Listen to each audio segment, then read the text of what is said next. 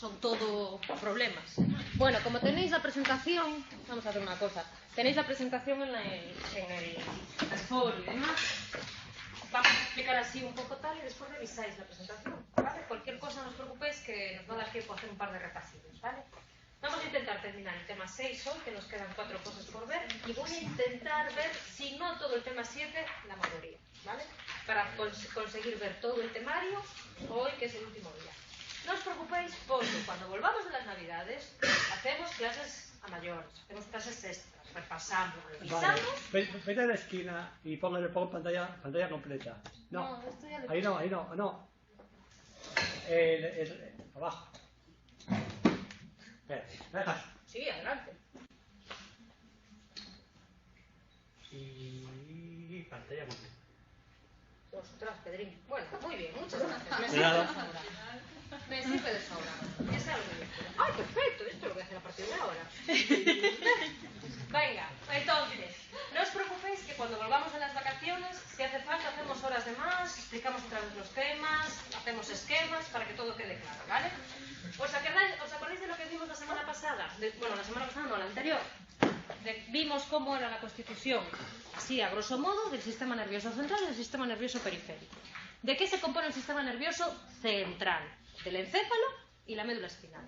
¿Qué es el sistema nervioso periférico? Son las neuronas, los ganglios, los nervios que conectan lo que pasa alrededor, ¿vale?, con el sistema nervioso central. Como conectan el exterior con el interior, ¿qué hacen? Cogen información sensorial y la llevan a mi sistema nervioso central para que llegue a mi encéfalo y yo la pueda sintetizar, o cogen la respuesta de mi sistema nervioso central y la emiten en forma de movimiento, en forma de señal que tienen que llegar a mis vísceras, etc. ¿Os acordáis de eso? Habíamos visto cómo en el sistema nervioso central el encéfalo se componía de tronco del encéfalo, cerebelo, diencéfalo y hemisferios cerebrales, ¿vale?, con sus características morfológicas, etcétera y demás, y mi sistema nervioso periférico eran vías que podían ser aferentes si iban a mi sistema nervioso central con información sensorial, o vías eferentes si iban de mi sistema nervioso central a mi sistema nervioso periférico para emitir la respuesta, ¿vale? Las vías aferentes, las que llevan información sensorial, pueden ser aferentes somáticas, si llevan información de mis músculos sobre lo que yo percibo a lo mejor en la yema de mis dedos, o pueden ser aferentes viscerales, si lo que llevan a mi sistema nervioso central es información sensorial sobre el estado de mi organismo interno, sobre, oye, es que resulta que el estómago está detectando que hay comida, ¿vale? La respuesta a través de las vías eferentes también puede ser eferente motora, si lo que yo quiero emitir es una respuesta en forma de movimiento, o bien eferente visceral, si lo que yo le estoy dando es a lo mejor la respuesta a las glándulas para que emiten una determinada sustancia, para hacer la digestión o lo que sea. ¿Bien? ¿Resumen hecho? Vale. Pues eso es donde nos quedamos la semana pasada, viendo cómo era la constitución de los nervios que formaban parte del sistema nervioso periférico. Nervios que podían ser nervios craneales o nervios espinales. ¿Bien? Vale. Venga, vamos a continuar y a ver si somos capaces de verlo todo. Vale. ¿Qué pasa con mi sistema nervioso? ¿Vale? Que es un sistema que es muy valioso. ¿Qué es lo que tengo yo dentro de mi sistema nervioso? Todas mis neuronas. Oye, pues en un determinado momento ese sistema tengo que protegerlo para que no se dañe. Para que no se dañe a lo mejor a través de un golpe, ¿vale? O para que no se dañe a través de virus que le puedan llegar. Y al mismo tiempo, ¿vale?, además de protegerlo, ojo, yo mi sistema nervioso central come en forma de glucosa que tengo que consumir para que llegue a través de la sangre a ese sistema nervioso central. ¿Bien? Y es que además mi sistema nervioso central no solo es que coma, es que también respira. Entonces, ahora vamos a ver los sistemas de mantenimiento y protección de ese sistema nervioso central. Como medio de protección yo tengo las meninges, que son los cascos, por decirlo así, que recubren mi encéfalo, y tengo el sistema ventricular y la producción del líquido cefalorraquídeo.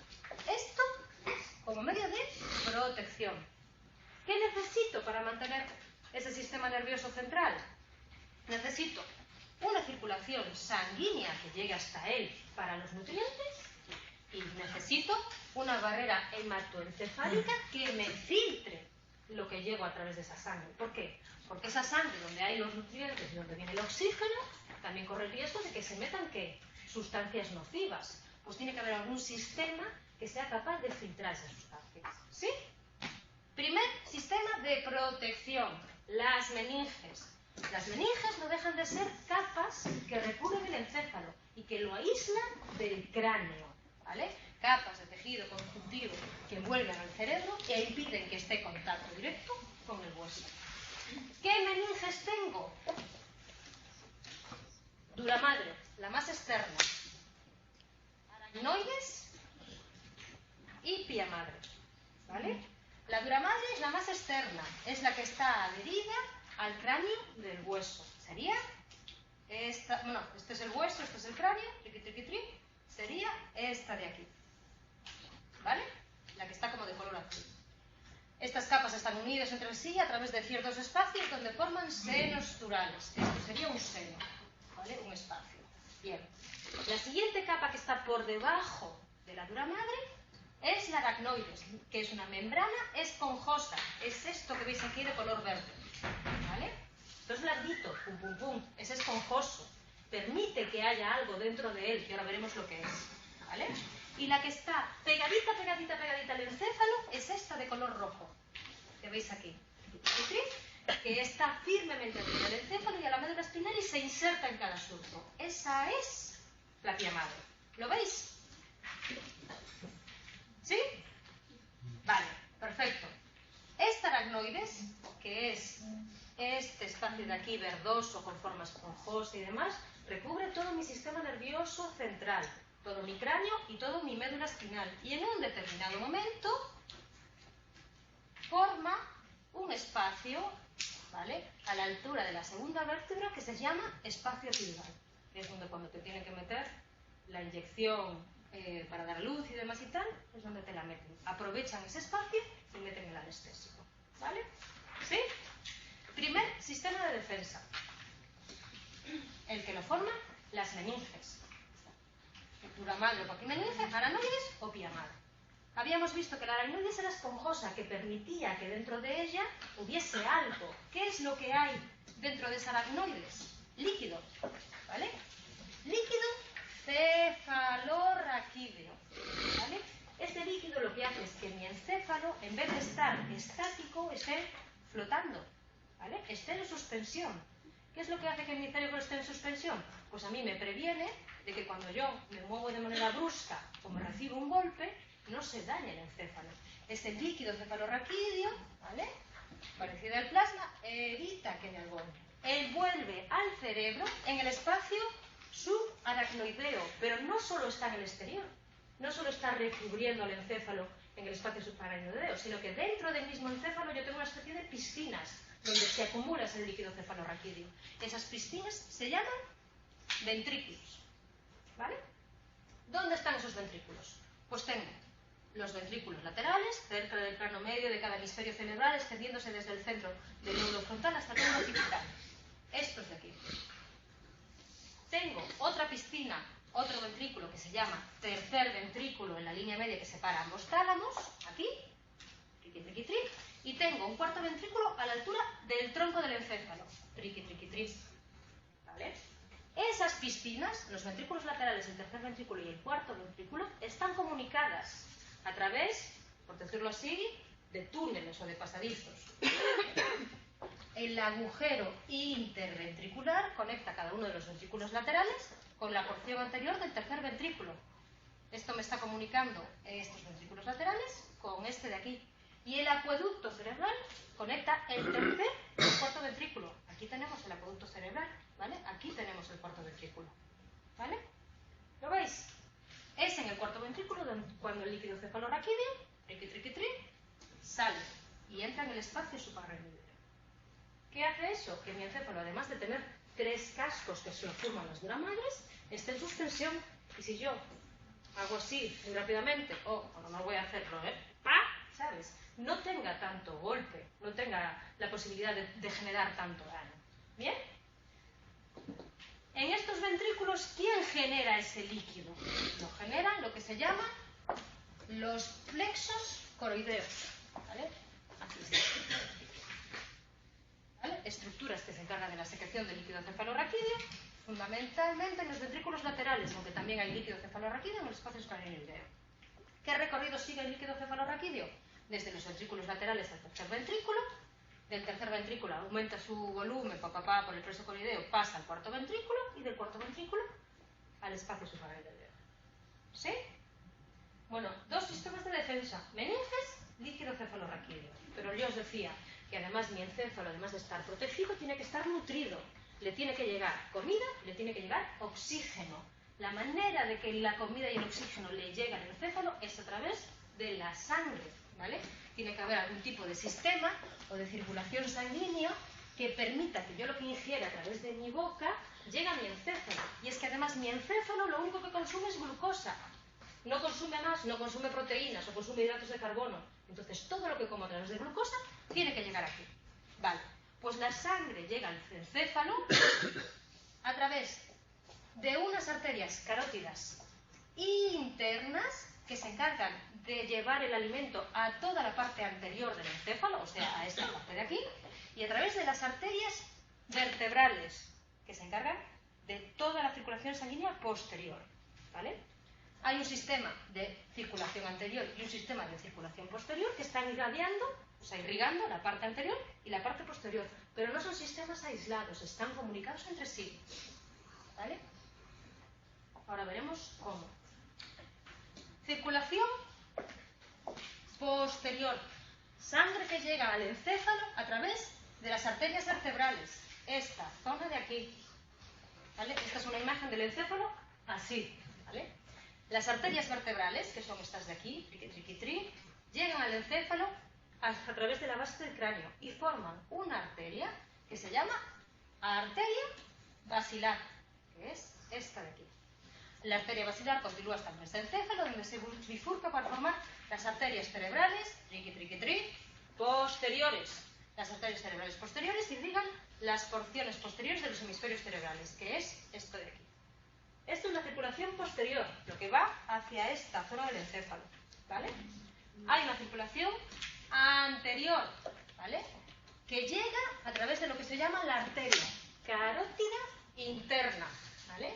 Y a la altura del quiasma óptico se separa en arteria cerebral anterior, que le da comida al lóbulo frontal y parte del lóbulo parietal, aquí, y arteria cerebral media, que le da de comer a la porción lateral de los lóbulos frontal, parietal y temporal de los hemisferios cerebrales.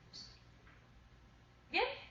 Lo que yo os decía, la circulación anterior, que es esta de aquí, y la circulación posterior, que es esta de aquí, no son aisladas, no son estancas, sino que están comunicadas a través de lo que se llama el polígono de Willis, que es esta red de aquí. ¿Vale? ¿Qué misión tiene el polígono de Willis? Que si yo obstruyo una arteria que a lo mejor está irrigando la parte anterior del encéfalo, esa parte no se quede sin comida. Previene que los accidentes cerebrovasculares no sean tan graves. ¿Lo veis?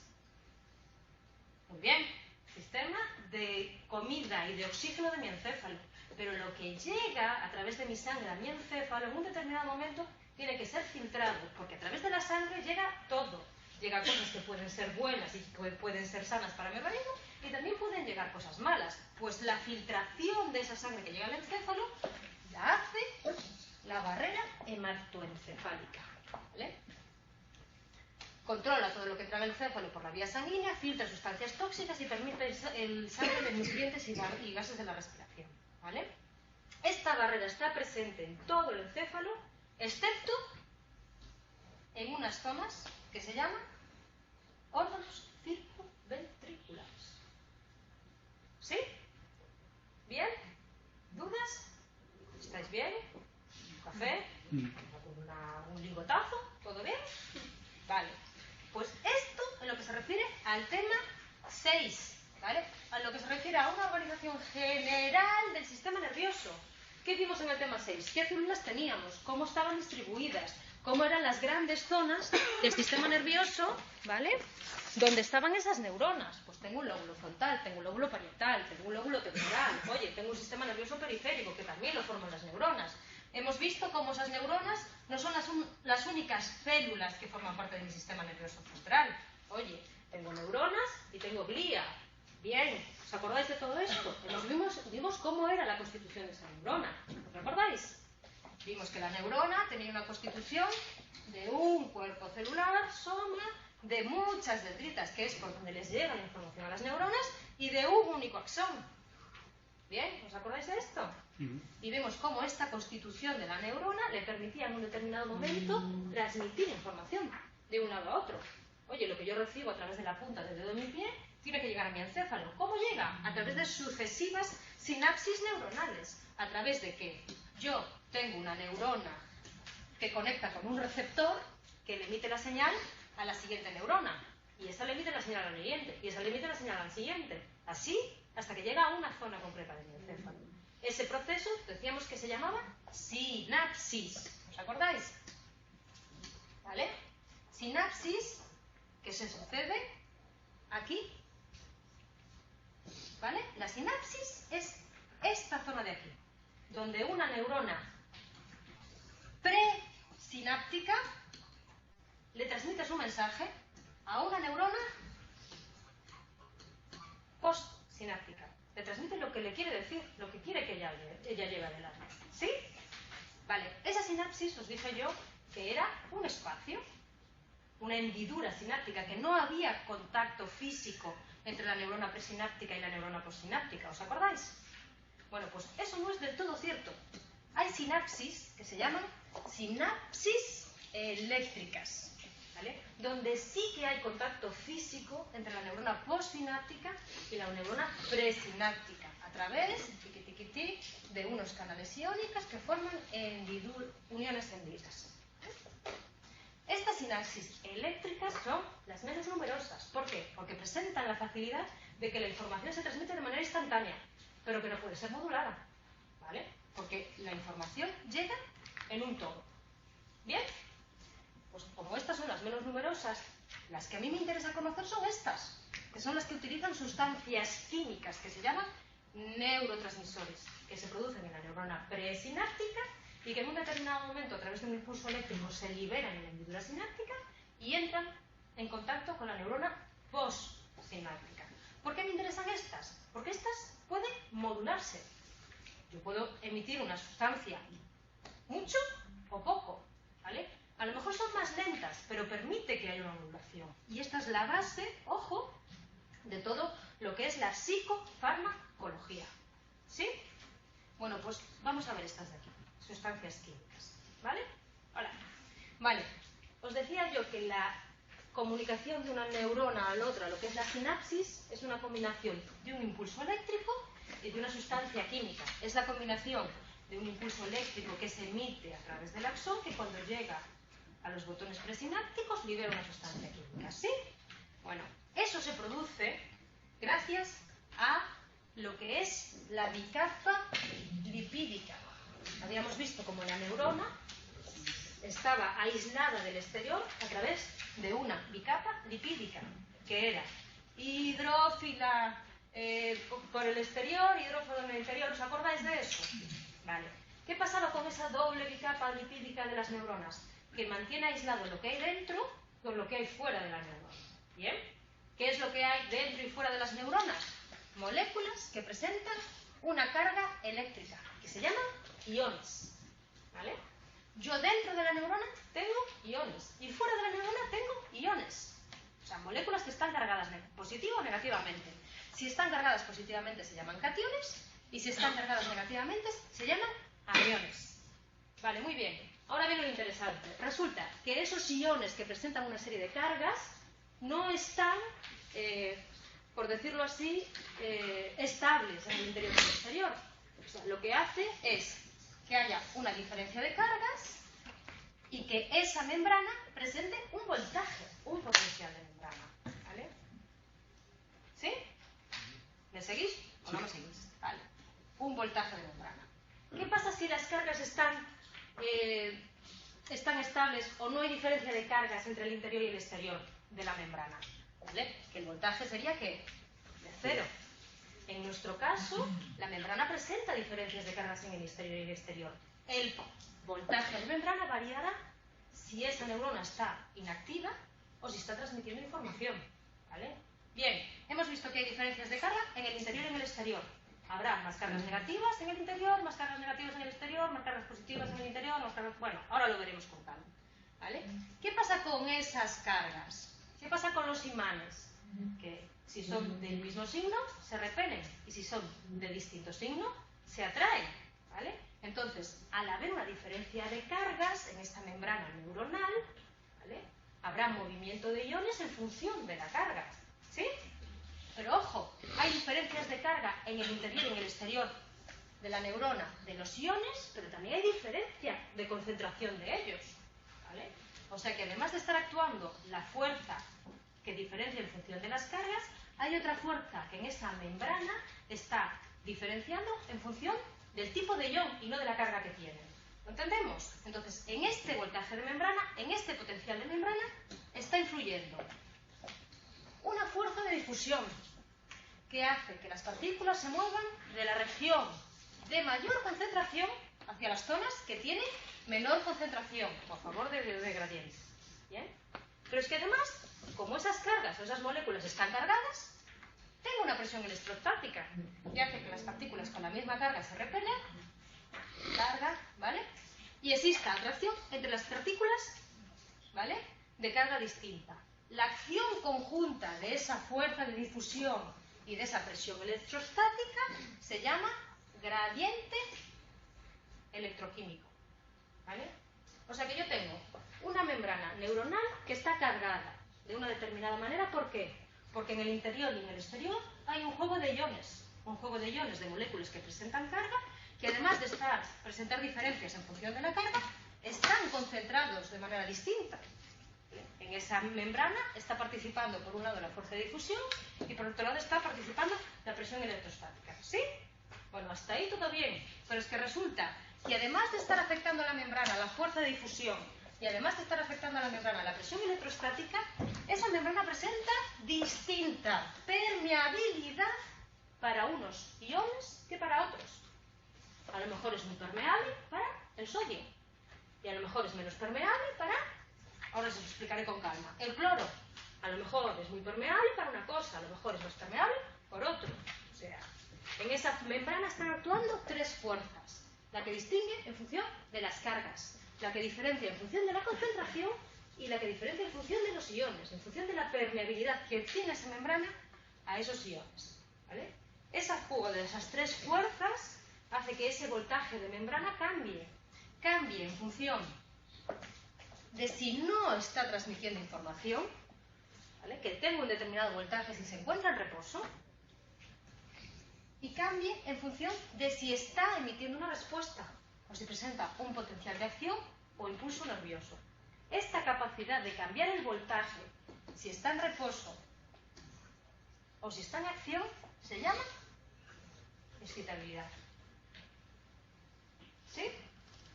¿Me seguís? ¿Vale? Ojo, que la membrana esté actuando difusión, que la membrana esté actuando cargas y que la membrana esté actuando permeabilidad, no quiere decir que haya algo que permita ir en contra de esas fuerzas.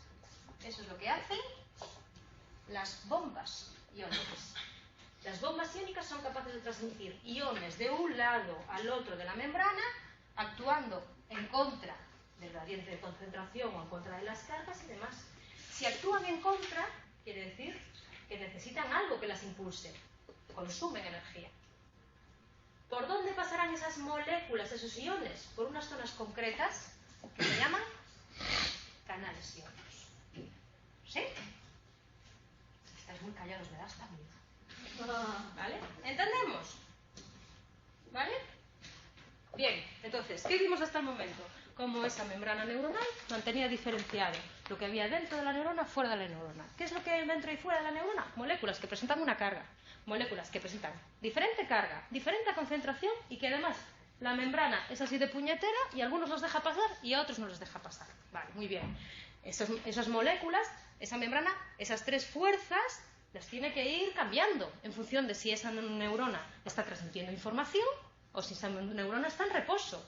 Esta diferencia entre si la neurona está en reposo o está transmitiendo información lo que hace es que ese voltaje sea distinto, teniendo un potencial que se llama de reposo, si la neurona está totalmente tranquila, o si hace un potencial de acción para emitir una respuesta. ¿Vale? Bien, pues ahora vamos a ver cada uno de los potenciales que puede tener esa neurona. Potencial en reposo. Potencial cuando esa neurona está tomando el sol, por decirlo así. ¿Qué pasa cuando esa neurona está tomando el sol? Que el voltaje de su membrana es de entre 60 y entre 70 milivoltios negativos en el interior con respecto al exterior. Hay un exceso de carga negativa en el interior de la neurona con respecto al exceso de cargas positivas que hay en el exterior. ¿Vale? ¿A qué es debido ese potencial de membrana en reposo? A las diferencias concentraciones de iones y a la diferencia permeabilidad de la membrana. ¿Vale? ¿Os acordáis que la membrana en un determinado momento dejaba pasar unos o dejaba pasar otros? ¿Vale? ¿Qué pasa en reposo? En reposo, el catión, o sea, el ion que presenta una carga positiva más numeroso en el interior de la membrana es el potasio, mientras que el catión más numeroso en el exterior de la membrana es el sodio. ¿Qué pasa con las cargas negativas? ¿Qué pasa con los aniones? Los que son más numerosos en el interior son unos que se llaman moléculas proteicas orgánicas. ¿Bien? Mientras que en el exterior, lo que es más numeroso es el cloro. De tal manera que en reposo, la membrana tiene en el exterior sodio y cloro. Y en el interior, potasio y moléculas proteicas orgánicas. ¿Sí? Bien. Diferentes iones. Por eso para estudiar te dicen plátanos porque tienen mucho potasio. Plátanos porque tienen potasio para ir fomentar ahí el rollo de la sinapsis. ¿Vale? Mira una cosa, las moléculas proteicas, ¿cuáles son? Ahora, tú quédate con que son una sustancia. No vayas más allá. O sea, es como tú sabes lo que es el sodio, sabes lo que es el potasio, pues las moléculas proteicas orgánicas son una sustancia más. ¿Vale? Ahora os lo explico con calma porque tienen un intrínseco. ¿Vale? Entonces, en reposo, en el exterior tengo sodio y cloro y en el interior tengo potasio y moléculas proteicas orgánicas. Y habíamos dicho que la membrana presenta diferencias en función de las concentraciones y en función de las cargas. En reposo, el gradiente electroquímico hace que, en función de las cargas, si yo tengo exceso de carga en el interior de la molécula, ¿qué tendrá tendencia, en el interior de la neurona, qué tendrá tendencia esa neurona? A atraer hacia adentro, ¿qué? Cargas positivas. Hace que los cationes se desplacen al interior y los aniones al exterior. Hay que compensar el exceso de cargas negativas que hay en el interior de una neurona. La fuerza de difusión, que no discrimina entre cargas, sino que tiene en cuenta las concentraciones, lo que hace es que el potasio, que está más concentrado en el interior, tienda a salir. Mientras que el sodio y el cloro, que están más concentrados en el exterior, ¿qué hagan? Tiendan a entrar. ¿Lo veis? Ojo, pero yo os había dicho que en la membrana actuaban fuerza eléctrica, fuerza de difusión y permeabilidad. ¿Qué pasa con la permeabilidad de la membrana cuando la neurona está en reposo? Que es mucho más permeable al potasio que al sodio. Es impermeable a las moléculas proteicas orgánicas. Las moléculas proteicas orgánicas no atraviesan esa neurona y presenta una permeabilidad intermedia al cloro.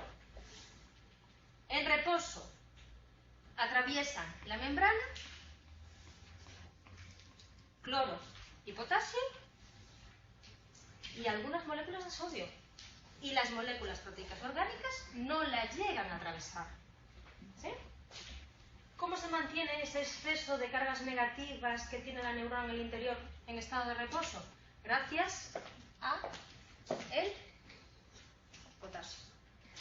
¿Qué pasa con este potasio? Que es expulsado al exterior a favor del gradiente de concentración. ¿Vale? Esta fuerza de difusión es contrastada por la fuerza electrostática que lo empuja hacia su interior. Y la permeabilidad, además, permite que ese potasio pase.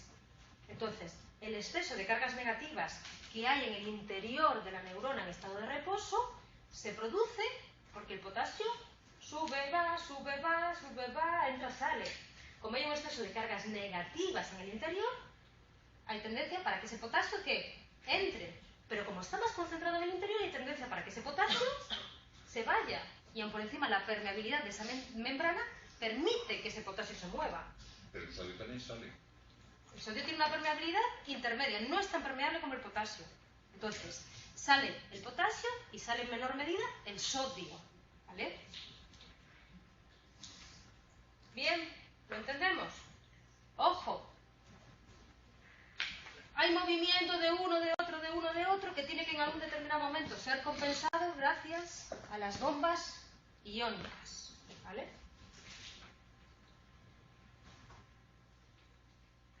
¿Lo entendéis o no lo entendéis? ¿Vale? Vale, perfecto. Eso, cuando la neurona está ¿en qué? En reposo, que presenta un exceso de ¿qué? De cargas negativas en el interior con respecto al exterior. ¿Qué le pasa a esa neurona cuando le llega un impulso? ¿Vale? Cuando le llega información a esa neurona, puede provocar que esa neurona crezca en su voltaje negativo, que se vuelva más negativa. Eso se llama hiperpolarización, ¿vale? O puede ser que el estímulo que reciba esa neurona sea positiva y disminuya la carga negativa de esa neurona, ¿vale? Vosotros imaginaros que esto es un patio de vecinas, ¿vale? Y que tú le tienes que transmitir una información muy jugosa de una vecina a otra. Bueno, pues tú le puedes contar algo a la vecina que sea lo suficientemente interesante como para que ella sienta la necesidad de contárselo a otra, o le puedes contar un cotilleo a tu vecina y que te diga, pues para esto me quedo viendo la novela. Pues eso. Si lo que tú le estás contando a tu vecina es lo suficientemente como para que se quede viendo la novela, eso es una hiperpolarización de la neurona, ¿vale? Hace que esa neurona se vuelva más negativa. Si lo que tú le estás contando a tu vecina es cotilleo puro y duro, mira, es que se lió con el vecino de enfrente, ¿vale? Eso es un estímulo que si es de la suficientemente intensidad, lo que hace es que esa neurona se despolarice y le sienta la necesidad de contarle eso a la siguiente, ¿vale? La hiperpolarización hace que la neurona... O sea, la despolarización lo que hace es que realmente salga el mensaje de claro. Se extiende la neurona. Claro. Yo os lo cuento, después os lo cuento con más detalle, ¿vale? Si la neurona normalmente está en un estado negativo, entre menos 60 y menos 70, si yo lo que recibo es algo que me hace estar más negativo, yo me quedo más tranquilo, por decirlo así, ¿vale? Pero, ojo, pero ¿qué pasa si lo que yo recibo es algo que me permite estar un poquito más positivo? Si es de la suficientemente intensidad como para que sea lo suficientemente jugoso, lo que hace es cambiar totalmente la permeabilidad de la membrana. O sea, la cafeína sería, digamos, eso lo que haría, la despolarización. Justo, la despolarización, os lo digo ahora sí como de tal, pero después os lo explico rápidamente. La despolarización es una rápida inversión del potencial de membrana, que lo que hace es que la neurona tiene una membrana, una potencial de entre menos 60 y menos 70, y de repente lo que recibe se vuelve loca y su voltaje sube hasta alcanzar un valor positivo y vuelve a bajar, ¿vale?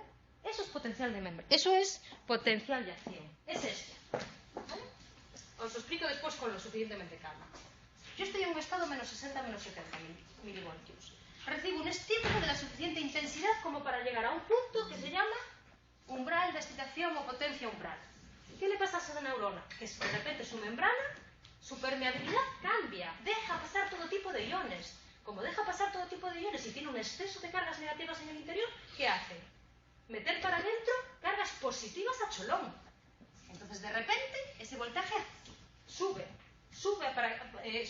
hasta alcanzar un valor positivo. Eso es un potencial de acción. Ese potencial de acción que se produce en la parte de la neurona que se llama cono axónico, que está más pegado al soma, se produce aquí, ¿vale? En esta parte de aquí, se va transmitiendo por todo el axón. Entonces es un impulso eléctrico que si es de la suficiente intensidad se hace aquí y va bajando hasta el final del axón. ¿Qué pasa cuando llega al final del axón? Que ese impulso eléctrico hace que se abran los canales iónicos y se libera el neurotransmisor. Y ese neurotransmisor que se libera aquí hace que vaya a la siguiente neurona y transmita ese mensaje. Entonces, el potencial de acción no es más que una rápida inversión del voltaje de membrana. Definición pura y dura del libro. ¿Por qué? Porque yo recibo una excitación de aproximadamente 15 milivoltios, ¿vale? Que lo que hace es que mi voltaje de membrana pase de ser de menos 60 a menos 70, a por ejemplo a lo mejor estar en menos 45, menos 50 y demás. Bien. Cuando llego a ese umbral, cambia la permeabilidad de la membrana, se abren todos los canales, permiten la entrada de iones positivos, adquiere un valor positivo y ese impulso eléctrico es el que se transmite desde aquí hasta aquí, hasta abajo, ¿vale? Ese impulso eléctrico se transmite según la ley de todo o nada. El potencial de acción se produce si la despolarización es lo suficiente. Y cuando se produce, siempre conserva el mismo valor y sin disminuir. O sea, se produce un potencial de acción si la estimulación hace que el voltaje llegue a los menos 35, lo que sea. ¿Bien? Bien. Si llega, se produce sin consecuencias y sin pérdida. Si no llega, no. ¿Vale? Y ese potencial de acción, esa rápida inversión del voltaje hasta alcanzar un punto positivo, va por fases. ¿Vale? Hay una fase que se llama fase de despolarización, fase ascendente, que es la que hace que el voltaje alcance los 50 milivoltios y yo llegue aquí. Y después hay una fase de repolarización o fase descendente, que es cuando el voltaje de membrana vuelve a adquirir su grado negativo, sus menos 60, menos 70 milivoltios. Perdón, en la diapositiva anterior pones que siempre se conserva sin disminuir. Porque está recubierto en mielina, eso lo explico. ¿Vale? ¿Lo veis? Esto es el potencial de acción, esta rápida inversión del voltaje a la membrana. ¿Vale? ¿Por qué se produce? Porque hay cambios en la permeabilidad de esa membrana. Durante la fase de despolarización, esta fase de aquí, se abren los canales que tienen que dejar pasar el sodio. El sodio es positivo. Yo tengo un exceso de cargas negativas en el interior. Si lo dejo pasar libremente, ¿qué hace ese sodio? Entrar a saco. Esos canales que se abren porque les llega el impulso nervioso o el impulso eléctrico se llaman canales de sodio dependientes del voltaje. La apertura de los canales de sodio dependientes del voltaje hace que esa neurona vaya adquiriendo un voltaje que positivo y hace que además se abran otros canales dependientes del voltaje, que son los canales de potasio, que necesitan una estimulación un poquito mayor que los canales de sodio, por eso se abren posteriormente a ellos y son un poquito más lentos. Entonces, ¿qué pasa cuando a esta neurona le llega un estímulo positivo? Que si llega a un determinado nivel, hace que se abran los canales de sodio y el sodio entre muy rápidamente. Una vez que salen los canales de sodio, posteriormente se abren los canales de potasio, que hace que el potasio entre un poquito más lento y que la neurona adquiera un valor positivo. ¿Lo veis? ¿Qué pasa después en la fase de repolarización? Que se van cerrando esos canales. Se van cerrando los canales de sodio y de potasio. ¿Vale? ¿Qué pasa? ¿Quién se cerrará primero?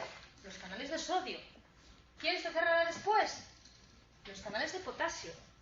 El tiempo en el que están abiertos los canales de potasio, que ya están cerrados los canales de sodio, hace que haya un tiempo que se llama periodo refractario absoluto.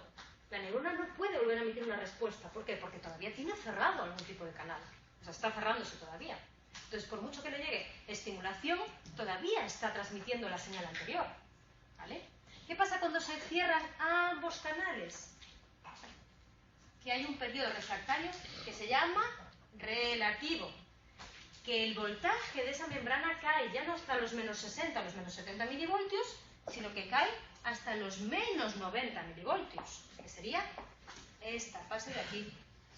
Ojo, los canales están cerrados, tanto los de sodio como los de potasio.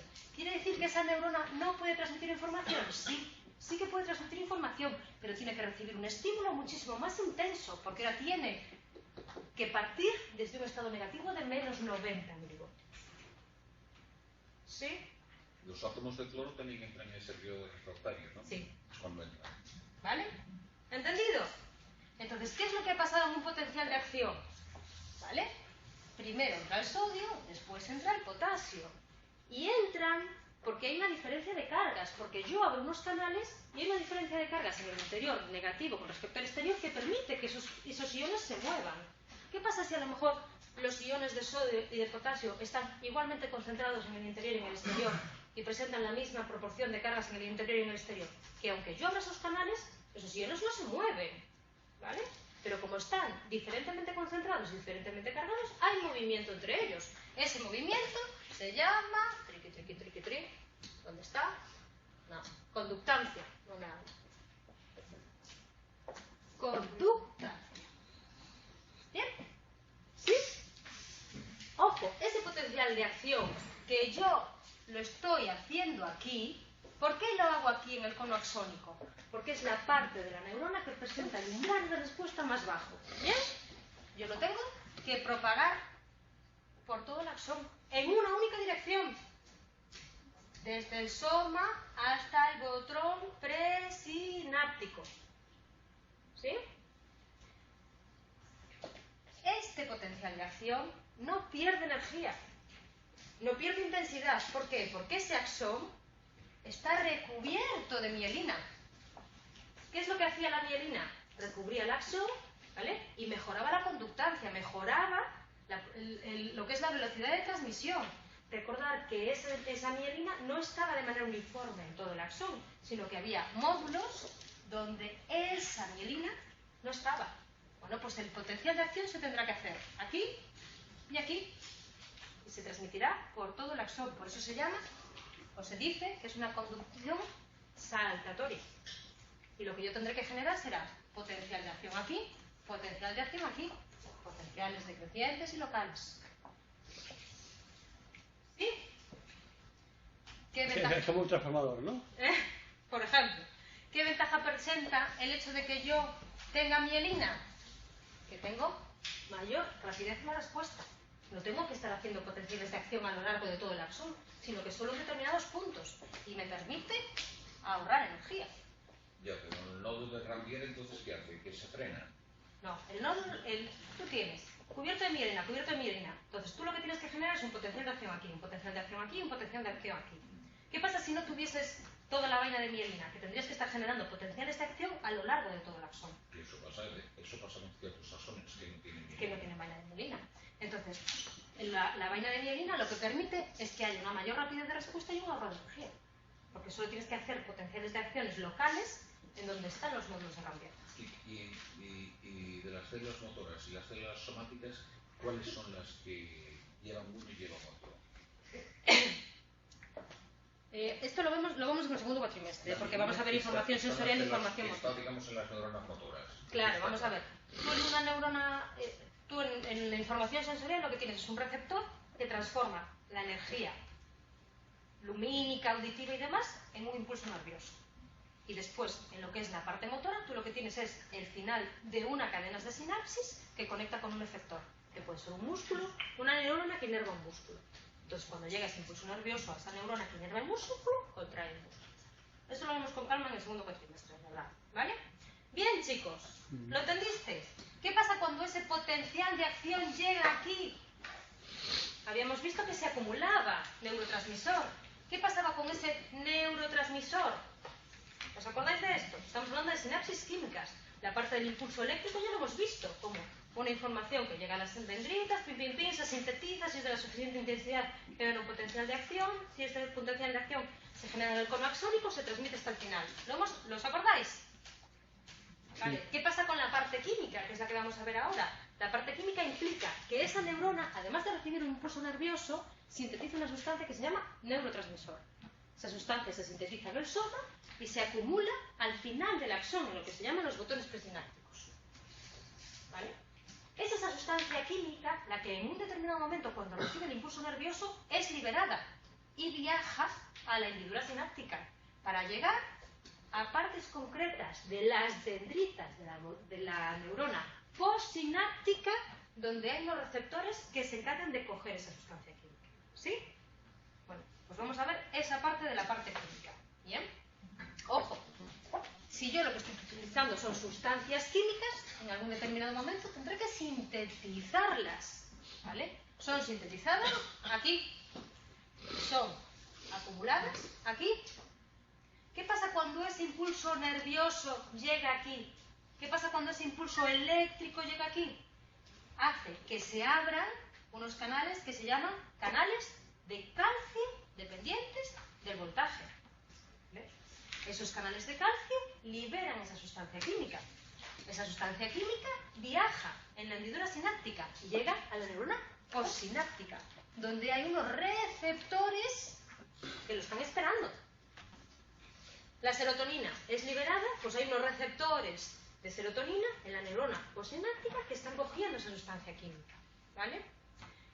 La interacción de ese neurotransmisor con ese receptor provoca cambios en la permeabilidad de la neurona postsináptica. Por eso se dice que ahí hay canales iónicos controlados por neurotransmisores.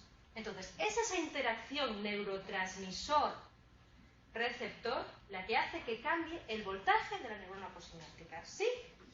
Una vez que esa sustancia química hace efecto, ¿yo qué hago? Tengo que inactivarla. Ya la utilicé. O bien me la como, o bien la destruyo, o bien la recapto. Hago que vuelva a esa neurona presináptica, ¿vale? Porque la puedo utilizar a lo mejor más adelante. La serotonina es captada por los receptores postsinápticos, hace efecto, cambia la permeabilidad de la membrana postsináptica y en un determinado momento es liberada y vuelve a la neurona presináptica, ¿sí? Vale, perfecto. Venga, seguimos. Bueno, esto lo leéis en clase, que son clases de sinapsis químicas, etcétera y demás. Axoaxónicas, ni más, estos son los teoría. ¿Bien? ¿Qué pasa cuando ese neurotransmisor entra en contacto con el receptor? Que puede producir la activación de esa neurona o puede producir la inactivación de la misma. Puede hacer que esa neurona, volvemos a lo de antes, esté más positiva o esté más negativa. ¿Sí? ¿Me seguís? Sí. ¿Sigo o lo dejo aquí? ¿Queréis que termine el tema para que lo llevéis entero para casa? Vale, perfecto. Venga, pues no os preocupéis. Vale, bien. Vale. Ojo, aquí ya no estoy hablando de potencial de acción. Potencial de acción hay solo uno, que es el que se produce en el cono axónico y que se emite hasta llegar a los botones presinápticos. ¿Qué es lo que pasa cuando el neurotransmisor entra en contacto con el receptor? ¿Vale? Entra en contacto aquí, en las distintas dendritas, ¿vale? Y lo que ocasiona es, o bien, un potencial que sea excitatorio para esa neurona, o bien que sea inhibitorio. Potencial excitatorio postsináptico, ¿vale? Cuando la unión del neurotransmisor con el receptor hace que se despolarice esta dendrita de aquí. ¿Bien? O puede hacer que la unión del neurotransmisor con el receptor inhiba a esa dendrita, ¿vale? Generando un potencial inhibidor postsináptico. Así como os digo que el potencial de acción es uno, potencial de acción es solo uno porque solo tengo un axón, yo aquí potenciales postsinápticos tengo muchos. ¿Por qué? Porque se pueden generar en cualquier dendrita que reciba ese neurotransmisor. Entonces, yo puedo tener aquí un potencial postsináptico, aquí puedo tener otro. ¿Lo entendéis? Aquí un potencial, aquí otro, aquí otro, aquí otro, y aquí otro, y aquí otro. Porque en todas estas dendritas, ojo, yo tengo receptores para ese neurotransmisor, ¿vale? Lo que yo reciba, o los potenciales postsinápticos, que pueden ser muchos, porque puedo tener muchas dendritas que estén recibiendo ese neurotransmisor, ¿qué hacen? Esa señal en algún determinado momento tiene que llegar aquí, al cono axónico. Y si es de la suficiente intensidad y la suficiente valencia, ahora veremos qué, generará un potencial de acción. ¿Lo entendemos? Bien. El potencial excitatorio ocasionará una posible despolarización de la neurona, mientras que el potencial inhibitorio, ojo, ocasionará una posible inhibición o hiperpolarización de la neurona. O sea que en un determinado momento... Una pregunta, ¿y la energía se pierde? Sí, aquí no. sí, ¿por qué? Porque no está cubierto de mielina. Y lo que tiene que hacer este cono axónico es, en un determinado momento, hacer una síntesis de todo lo que le está llegando a través de sus dendritas. De tal momento que a lo mejor aquí, a través de esta dendrita, recibe un potencial excitatorio de 5 milivoltios. Y a lo mejor a través de esta dendrita recibe un potencial inhibitorio, ojo, de 4 milivoltios. Y a lo mejor a través de esta dendrita recibe un potencial excitatorio de 10 milivoltios. Pero eso también va al señal del neurotransmisor que recibe. Claro, en función del neurotransmisor que reciba y del receptor que lo coja, se puede ocasionar un potencial excitatorio o un potencial inhibitorio. Diferenciar postsinápticos posterior a la sinapsis. Entonces, son los potenciales que yo recibo a través de mis dendritas. El cono axónico tiene que sumar todos estos potenciales y decidir si emite un potencial de acción o no. ¿Y se supone que de cada dendrita puedo recibir un neurotransmisor diferente? Tú imagínate que yo libero, abro unos canales de iónicos, aquí, abajo, ¿vale? En los botones presinápticos, y que libero serotonina, noradrenalina, varios neurotransmisores. Esos neurotransmisores viajan aquí. Oye, pues uno capta la serotonina y lo que hace es... ¿Una dendrita o es...? Una dendrita. O sea, una espínica dendrítica. Claro. Un neurotransmisor, un receptor que está aquí. ¿Vale? Coge ese neurotransmisor y genera un potencial excitatorio. Y resulta que hay otro neurotransmisor que hace sinapsis aquí, porque aquí está su receptor, y genera un potencial inhibitorio. Bien, pues esta neurona, para decidir si emite un potencial de acción o no, que lo hace aquí y lo emite a través de aquí, tiene que sumar todo lo que le viene alrededor. ¿Vale? Tiene que hacer una sumación de todos esos potenciales que le llegan a través de sus distintas dendritas. Tiene que hacer una integración, ¿vale? Tiene que hacer una sumación espacial y temporal de todo lo que le llega al mismo momento, o sea, a la misma neurona y al mismo tiempo. ¿Bien? Y decidir si lo que hace es emitir un potencial de acción o no. Volvemos al patio de vecinas. Resulta que ahora tenéis, yo qué sé, la juntanza de la comunidad y os reunís todos. Y tú me cuentas que la vecina del quinto está liada con el butanero, pero tú me cuentas que la vecina del quinto no está liada con el butanero, está liada con el cartero, y tú me cuentas qué tal. Yo tengo que sintetizar todo lo que me viene a través de mis dendritas, a través de mis potenciales postsinápticos y decidir, oye, pues sí, está liada con el butanero, oye, pues no está liada con el butanero. ¿Vale? Esa es mi respuesta, ese es mi potencial de acción.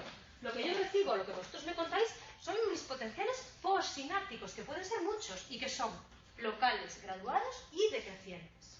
¿Bien? ¿Por qué? ¿Por qué son locales, graduados y decrecientes? Son locales porque se generan en las distintas dendritas. Son graduados porque tienen distinta intensidad, recordad que el potencial de acción es de todo o nada, y son decrecientes porque van perdiendo intensidad porque no están recubiertos de mielina. ¿Qué se hace en el cono axónico? Una integración, una sumación de todos esos potenciales postsinápticos que le llegan a la neurona a través de la dendrita y decide si a dar una respuesta o no. Si la unión del neurotransmisor con el receptor hace que se abran los canales para el calcio y sodio, lo que se le generará será un potencial excitatorio. Y si la unión del neurotransmisor con el receptor lo que hace es que se abran los canales de potasio y cloro, hará que esa neurona se vuelva más inactiva. Se genera un potencial inhibitorio. ¿Bien? ¿Qué me queda por ahí? Nada.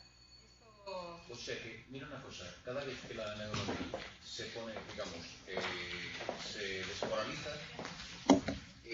consume átomos de calcio. ¿No? No es que consuma átomos de calcio. Lo primero que entra es el sodio. Sí, pero para que tener esa energía que necesita la neurona, lo que necesita es una átomos de calcio, ¿no? Es un juego de varios, no es uno solo. Es el sodio, es el potasio, es el cloro, o sea, es un juego de todos. Tú con lo que te quedas es con y en estado de reposo tengo un exceso de carga cerebral. ¿Vale? Esto lo tengo desde mi cuello hacia abajo. ¿Bien? Vale. ¿Qué es lo que hace que yo emita una respuesta? Que en mi cuello se haga una inversión del potencial de la membrana. Cambia la permeabilidad y permite entrar cargas positivas. Y eso que se genera aquí se transmite aquí. Vale, muy bien. ¿Qué es lo que hace que cambia la permeabilidad de aquí? Porque yo recibo a través de mi cabeza, a través de mi brazo. Vale. ¿Qué recibo? Una señal o bien excitatoria o bien inhibitoria, a través de las distintas dendritas. Porque sea una u otra, depende de a qué receptor se une. Si el neurotransmisor hace que se abran estos canales, como la neurona tiene un exceso de cargas negativas en el interior, provocará que se despolarice. Si el neurotransmisor con el receptor hace que se abran estas, provocará un potencial de tipo inhibitorio. El cloro realmente lo que es los átomos de cloro. Los átomos de cloro tienen una permeabilidad intermedia. Entonces, es difícil que se muevan, pero se mueven. Bueno, lo dejamos aquí.